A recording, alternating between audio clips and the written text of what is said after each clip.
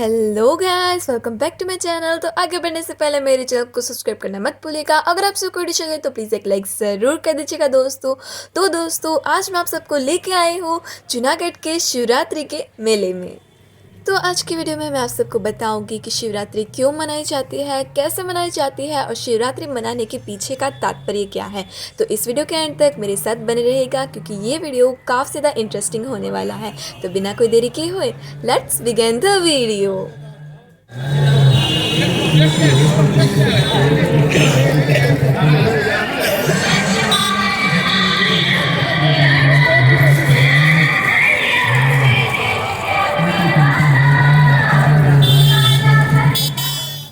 महाशिवरात्रि भगवान शिव की आराधना और उपासना का दिन है। इस दिन गुजरात के जूनागढ़ के भवनाथ क्षेत्र में भवनाथ का मेला लगता है। यह मेला पूरे विश्व में विख्यात है। गुजरात के सबसे बड़े मेलों में से यह मेला एक है। मैं आप सबको आज के इस वीडियो में भवनाथ के इस मेले के बारे में पूरी इन्फॉर्मेशन दूंगी। लाखों की संख्या में श्रद्धालु शिवरात्रि के दिन इस मेले में आते हैं। शिवरात्रि के दिन व्हीकल्स की एंट्री को प्रतिबंधित किया जाता है और सभी श्रद्धालुओं को पैदल चल के भवनाथ गेट से भवनाथ तलेटी तक जाना पड़ता है। एक साथ लाखों श्रद्धालु पानी के प्रवाह की तरह चलते हैं। हर हर महादेव के नारे के साथ पूरा भवनाथ गूंज उठता है। पूरा वातावरण पवित्र हो जाता है। सभी श्रद्धालु भवनाथ महादेव की एक झलक पाने के लिए मंदिर की ओर चल पड़ते हैं।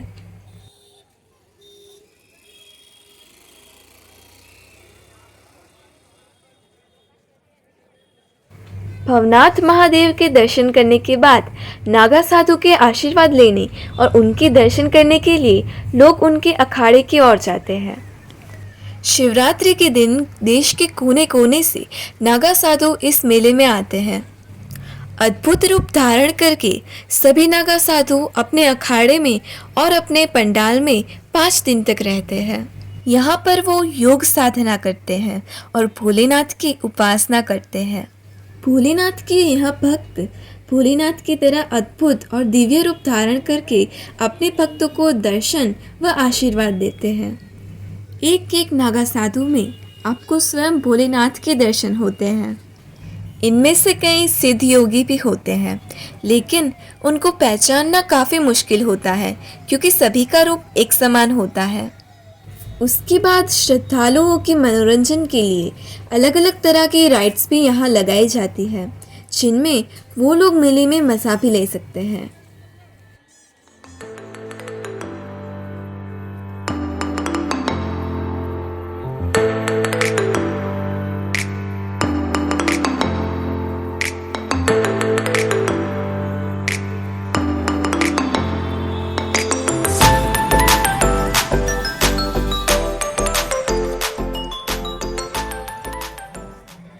श्रद्धालुओं के भोजन के लिए इस मेले में निःशुल्क अन्न क्षेत्र चलाए जाते हैं। करीबन 150 जितने अन्न क्षेत्र अलग अलग जगह पर स्थित हैं, जहां पर लाखों की संख्या में श्रद्धालुओं को निःशुल्क भोजन कराया जाता है। यह अन्न क्षेत्र 5 दिन तक 24 घंटे चलते हैं। कोई भी जब चाहे तब रात या दिन को किसी भी समय भोजन कर सकता है। यहाँ पर समय का कोई भी बंधन नहीं होता। सही में ऐसी सेवा, प्रेम और भक्ति आपको पूरे विश्व में कहीं नहीं देखने को मिलेगी। इस मेले का एक ही उद्देश्य है, महादेव की आराधना और उपासना।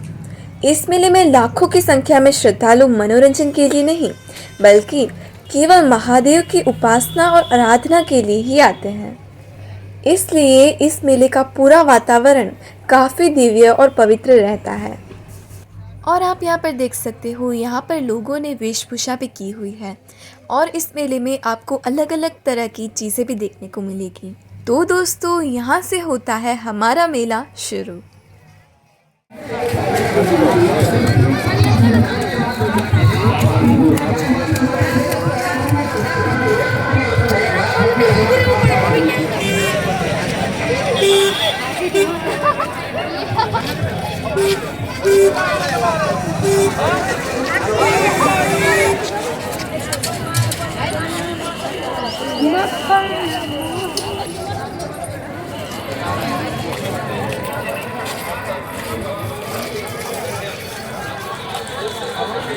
आत्मा पता नहीं तो अभी हमारे यहाँ पर बंदा खाली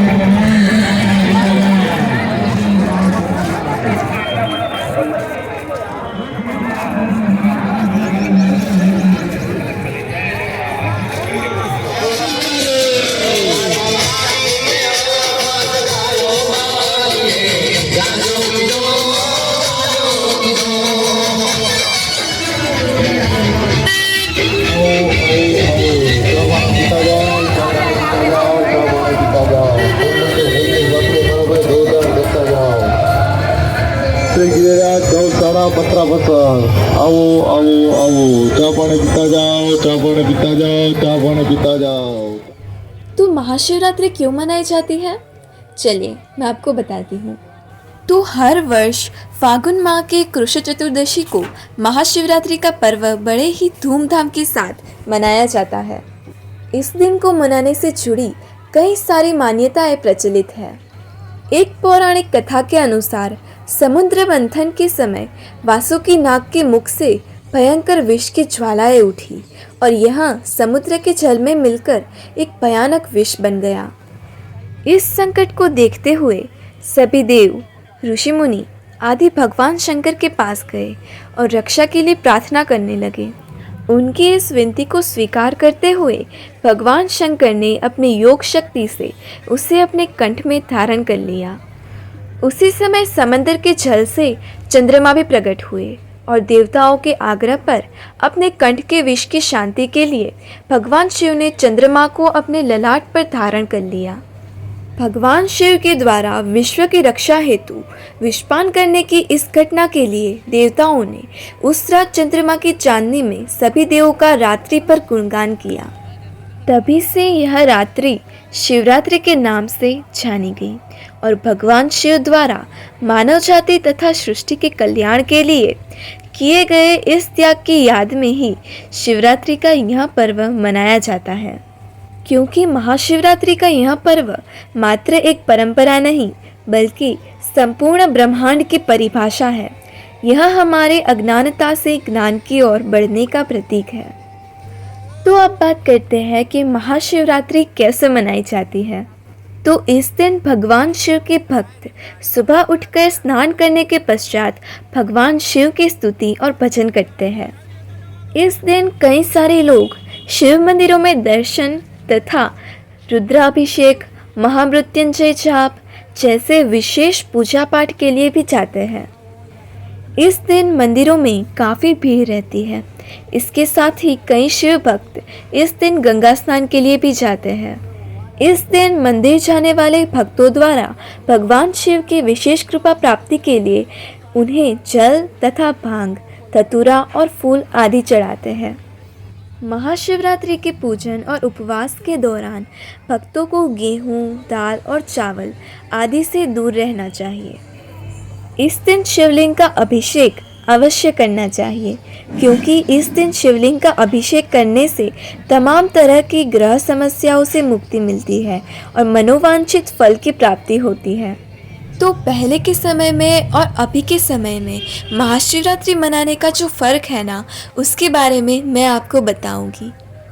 महाशिवरात्रि के पर्व को मनाने में पहले से लेकर अब तक कोई विशेष परिवर्तन नहीं आया है। हालांकि इस दिन अब पहले की अपेक्षा में मंदिरों में भगवान शिव के दर्शन के लिए काफ़ी भीड़ होने लगी है। पहले के समय में लोग इस दिन अपने स्थानीय मंदिरों में जाते थे और सरलता पूर्वक भगवान शिव की पूजा अर्चना किया करते थे, लेकिन आज के समय में लोग बड़े तथा प्रसिद्ध शिव मंदिरों में जाना चाहते हैं। पहले के समय में गांवों में लोग खुद बगीचों में तथा खेतों में जाकर भांग, धतूरे और बेलपत्र, फूल आदि तोड़कर लाते थे, लेकिन अब वर्तमान समय में लोग इन्हें खरीदकर भगवान को अर्पित कर देते हैं। तो अब महाशिवरात्रि का महत्व क्या है, उसके बारे में मैं आपको बताऊंगी। महाशिवरात्रि का पर्व हिंदू धर्म के काफ़ी महत्वपूर्ण त्योहारों में से एक है।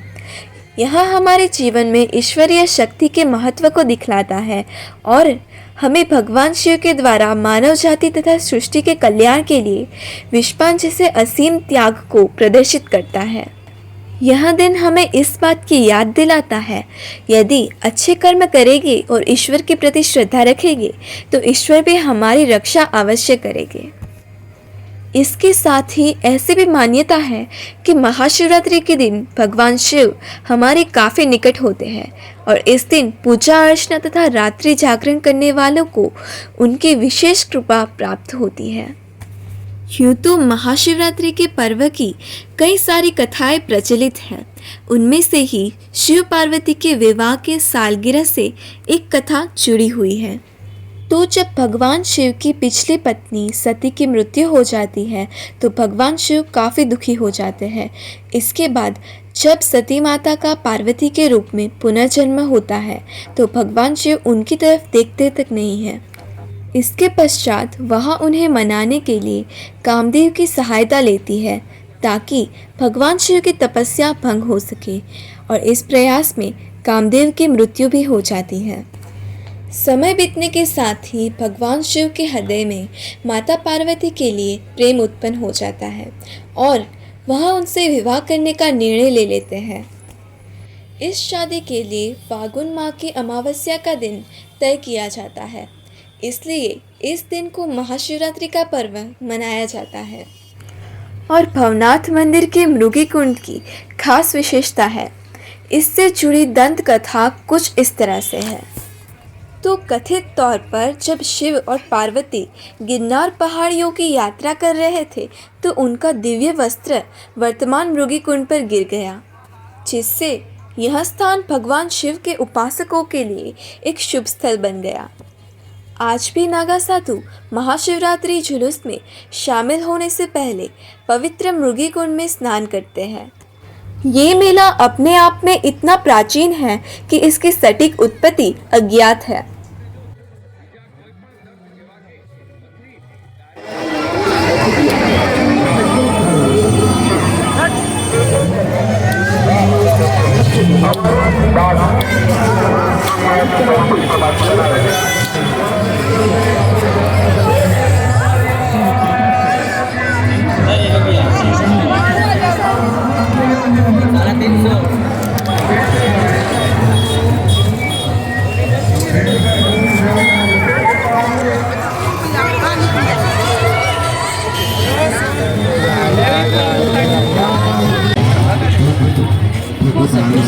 ईश्वर तकलक से दूसरों को माँ भगवती गाय माता का आशीर्वाद हुआ। ये तुम्हें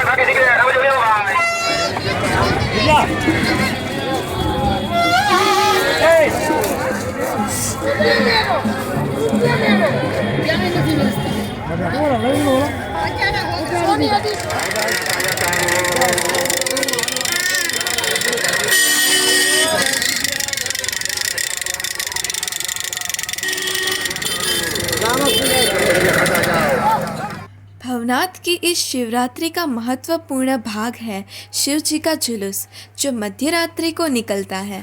आधी रात को नागा साधु का जुलूस अखाड़े में से निकलकर पूरे भवनाथ का चक्कर लगाकर भवनाथ महादेव के मंदिर में जाता है। वहाँ पर मृगी कुंड में नागा साधु पवित्र स्नान करते हैं और मंदिर में भवनाथ महादेव की पूजा करते हैं।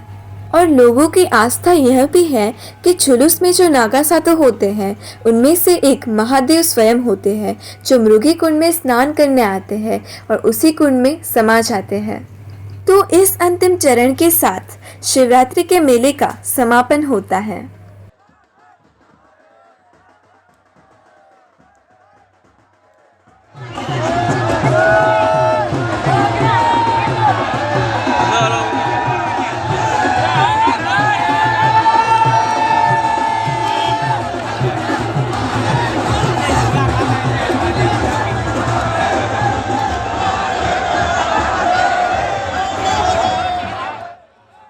तो दोस्तों, अगर आपसे कोई डिश लगा हो तो मुझे कमेंट में ज़रूर बताइएगा, लाइक और शेयर करना मत भूलिएगा और जल्दी से जाके मेरे चैनल को सब्सक्राइब ज़रूर कर दीजिएगा दोस्तों।